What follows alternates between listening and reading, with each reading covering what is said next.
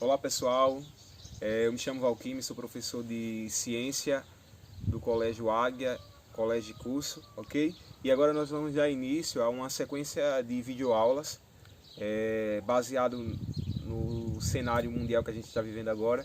É uma opção que a gente tem, dentre algumas, que a gente chama de EAD também, que é Educação à Distância, para que a gente possa levar o conteúdo e possa levar conhecimento, possa trazer algumas discussões dentro desse tempo, tá certo? Então, para os alunos do 9º ano do Colégio Águia, nós temos agora que dar início ao nosso módulo 2 e temos o capítulo 4 com o tema Movimento dos Corpos. E como eu já tinha dito para vocês em alguns instantes, que dentro do 9º ano nós vamos ter alguns assuntos, alguns conteúdos que estão relacionados à questão da física e da química, tá bom? Aquilo que no ensino médio, no primeiro ano do ensino médio, a gente já vai ver química e física propriamente dita, mais aprofundado, mas de antemão a gente já vê essa base, essa introdução dessa química e dessa física para vocês ficar por dentro já de alguma coisa. Então, o tema do assunto é movimento dos corpos, ok? Então, alguns exemplos vão ser dados, vão ser trazidos, algumas atividades para que a gente possa identificar e trabalhar melhor esse conteúdo, tá? O primeiro exemplo vai aqui, tá vendo essas árvores aqui atrás do nosso cenário? Elas estão fixas, né? Aquilo que a gente chama, elas não conseguem se mover, estão paradas. Mas se a gente levar em conta que a Terra está em movimento diário, aquele movimento que a gente chama de translação e rotação, todos os corpos que estão na Terra, todos os objetos, todos os animais, todas as plantas estão em movimento. Sim ou não?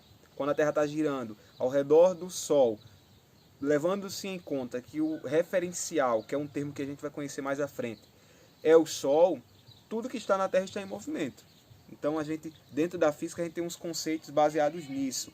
Aqui na página 192 e na página 193 do nosso livro, nós temos uma imagem de um ser humano, de uma garota, na verdade, se movimentando, tá certo? E quando capturaram essa imagem, fizeram uma imagem simultânea dela em movimento, dela correndo.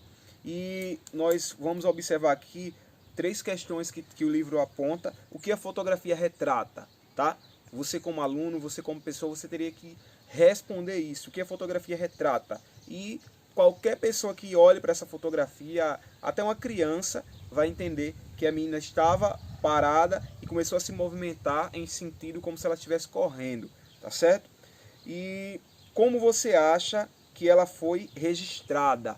Aí existem técnicas hoje em dia de fotografia, de filmagem, que a gente consegue fazer essa filmagem, congelar, fazer e congelar, aí dá esse movimento simultâneo que está aqui na página. E observando a fotografia, você consegue dizer em qual sentido o corpo está se movimentando? Observando aqui, a gente está vendo que ela está se movimentando para frente, em sentido de que está correndo, tá certo? Então, para responder essas questões, a gente precisa investigar detalhadamente o movimento dos corpos e qual referencial estamos considerando para esclarecer o assunto. É o que faremos a seguir, tá certo? A gente vai ver alguns termos como referencial, como deslocamento, como posição inicial, posição final, como distância, ok? E todos esses termos têm uma definição escrita, mas que vai ser aplicada também com um pouco de cálculo. Já vou de antemão adiantando para vocês. Mas nada que a gente possa se preocupar ainda, que é coisa bem simples e a gente vai desenvolvendo, tá certo? Aí de antemão a gente deve entender o que é movimento. O que é movimento? O que é um corpo se movimentar? O que é um objeto se movimentar? O que é você partir do seu lugar em direção a outro? Primeiro a gente deve entender o quê?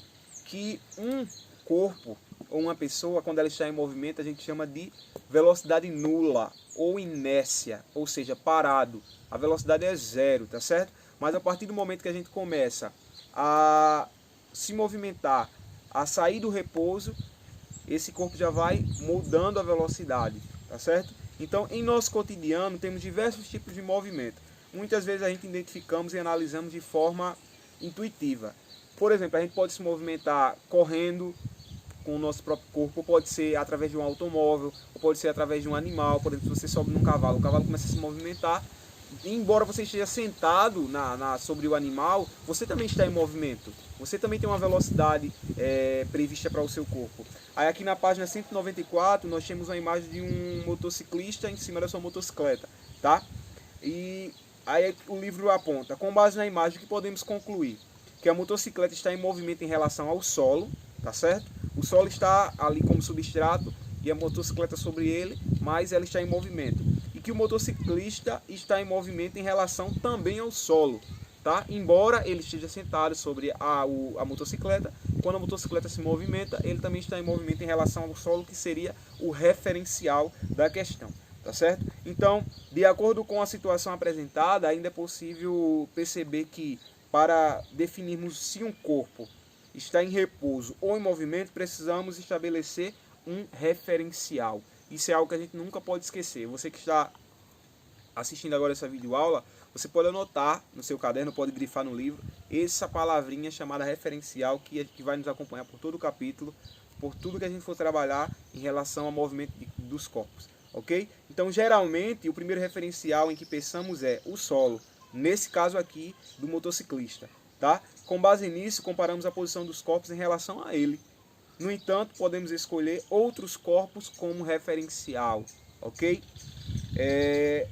Por exemplo, a gente está em uma rodovia e passa uma pessoa dentro de um ônibus em alta velocidade. Para a gente, aquela pessoa que passou também naquele ônibus está em movimento.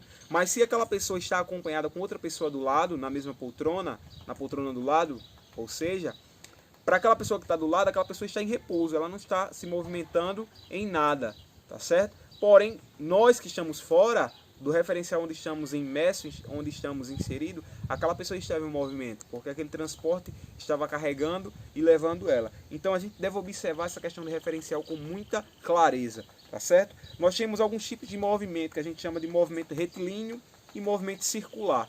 O nome já está dizendo, né? Retilíneo em forma direta, em forma de linha, e circular em forma de círculo. É esse movimento circular, por exemplo, que a Terra exerce, de translação e rotação em função do referencial Sol, tá? Se a gente olha de fora do planeta, por exemplo, a Terra em movimento, todos os corpos estão em movimento, todas as árvores, todas as rochas, todos os animais e plantas. Então, é uma questão complexa mesmo, mas se a gente se colocar a pensar, a gente começa a identificar esses movimentos. O movimento retilíneo é quando o corpo executa o movimento em uma trajetória em linha reta. Ele é chamado de movimento retilíneo, que geralmente os trens-balas, os trens mais antigos, sempre se movimentam nesse movimento retilíneo, em linha reta, em uma sequência direta, ok? Então a gente já conseguiu identificar essas partes, o movimento dos corpos, que o corpo está em repouso, e quando ele começa a se locomover, ele vai aumentando o seu deslocamento, a sua distância de um ponto para outro. Nós já entendemos o que é movimento, tá certo? E nós também ouvimos o que é referencial. Temos muito referencial e deve ser notado esses referenciais de maneira adequada, tá bom? Então, nas próximas aulas, a gente vai identificando passo a passo essa questão. Nós vamos ver alguns termos novos, como algumas palavras, alguns símbolos, como o caso do ΔS, que está para o deslocamento. E para estudar esse deslocamento, nós vamos ter alguns exemplos também no livro de vocês aí, e vamos colocar no link aqui abaixo do vídeo também algumas atividades para que vocês pratiquem cada videoaula dessa aí de casa, ok? Então, nós ficamos por aqui, até a próxima aula, e que a gente possa ter algo bem proveitoso nesse tempo e focar no estudo, tá? Porque o EAD, a gente consegue, quando a gente quer, a gente consegue tirar grandes proveitos das aulas que estão sendo apresentadas. Então ficamos por aqui, tenha uma boa aula você que nos assiste aí em casa.